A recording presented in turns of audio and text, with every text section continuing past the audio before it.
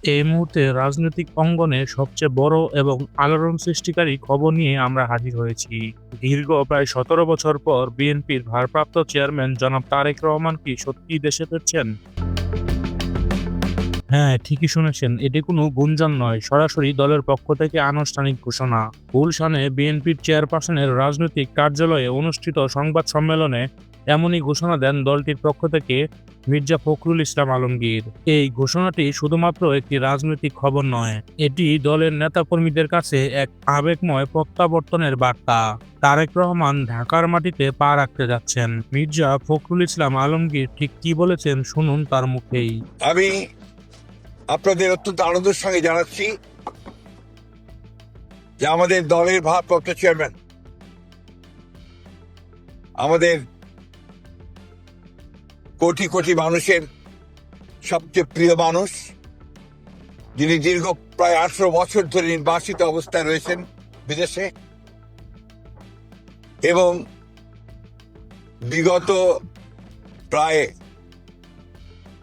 1 যুগ ধরে তিনি গণতান্ত্রিক আন্দোলনকে নেতৃত্ব দিয়েছেন এবং আমাদের দলকে নেতৃত্ব দিয়েছেন, এবং আমাদের যে গণতন্ত্রের উত্তরণের যে ছাত্র গণ অভ্যুত্থানের নেতৃত্ব দিয়ে আমাদেরকে সাফল্যের দ্বার প্রান্তে পৌঁছে দিয়েছেন।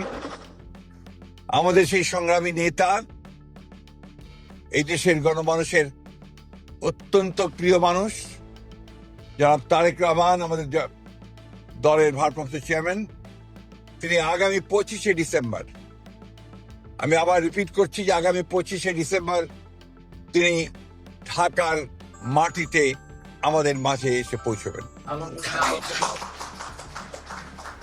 আমরা আমাদের দলের পক্ষ থেকে, সকলের পক্ষ থেকে আমরা তার এই আগমনকে শুধু স্বাগত নয়, আমরা আনন্দের সঙ্গে আমরা সমগ্র জাতিকে জানাতে চাইছি।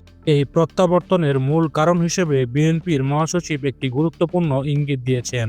তার মতে তারেক রহমান দেশে ফেরার মাধ্যমে গণতন্ত্র উত্তোলনের সকল বাধা দূর হয়ে যাবে এবং দেশের মানুষ স্বস্তি ফিরে পাবে। দলটির পক্ষ থেকে আরও জানানো হয়েছে তিনি আসন্ন জাতীয় নির্বাচনেও অংশগ্রহণ নেবেন। অর্থাৎ বিএনপি এই প্রত্যাবর্তন দেখছে গণতান্ত্রিক আন্দোলনের চূড়ান্ত সাফল্য হিসেবে।